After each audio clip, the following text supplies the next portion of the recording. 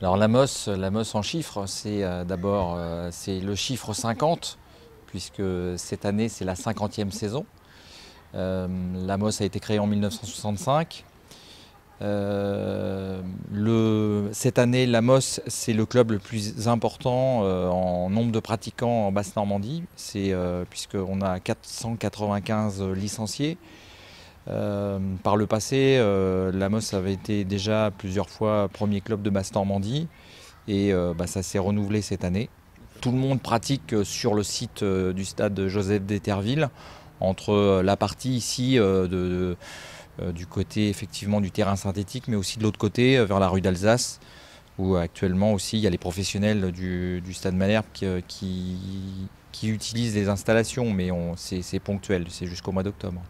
Le projet du club, c'est aussi de proposer un football pour tous, mixte, puisqu'on a aussi bien évidemment une équipe féminine, mais de proposer une pratique, quel que soit le niveau sportif des jeunes, au niveau départemental ou au niveau régional, et de pouvoir permettre à nos jeunes que l'on forme et qui sont performants de pouvoir rester chez nous et de s'épanouir pour pouvoir jouer au niveau régional.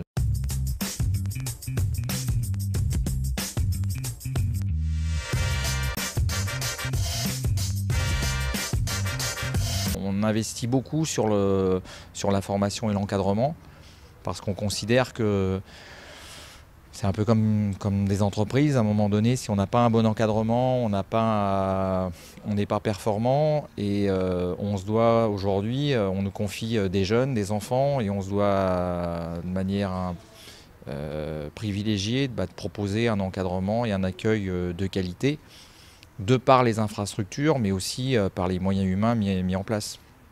L'investissement qui a été fait de la part de la mairie de Caen en nous dotant d'un terrain synthétique il y a 2 saisons, ça a été aussi dans le sens de la progression du club. Et c'est vrai que ça aujourd'hui, et ça nous aide beaucoup dans notre projet.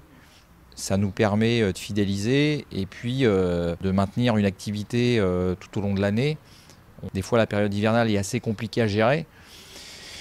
Nous, on a la chance ici à l'AMOS, alors bien évidemment, vu le nombre important de licenciés, il y a des fois des difficultés, mais on arrive quand même à maintenir, pour une partie en tout cas de l'effectif, une activité quand même assez pérenne tout au long de la saison.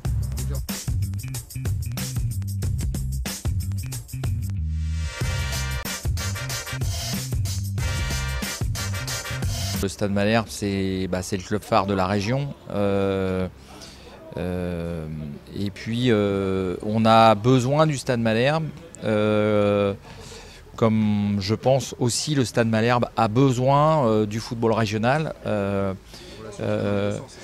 Oui, après on est bien évidemment, on n'est pas du tout dans les mêmes sphères et à la même échelle, mais je crois que ce que je vous disais tout de suite sur le fait que nous on essaie de développer un football de proximité et de fédérer et d'avoir une identité et de retrouver les gens de notre club, de notre quartier, dans notre équipe première pour évoluer. Je crois que c'est pareil pour le Stade Malherbe. Après, on sait que de toute façon, si un jeune aussi qui est performant au sein de notre club, s'il a évolué, c'est peut-être mieux qu'il aille au Stade Malherbe. Notre souhait, c'est d'accueillir au maximum les jeunes qui sont dans notre bassin de vie pour bien les former, bien les encadrer, leur apporter des valeurs sportives, une grande éthique en tout cas sportive, et puis si possible, avec les moyens que l'on a, de les garder le plus longtemps possible pour grandir avec eux.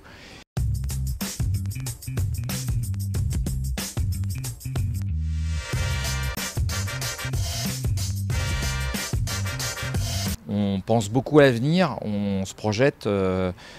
C'est une saison qu'on attend avec impatience, sur laquelle on a des objectifs. Mais c'est aussi, on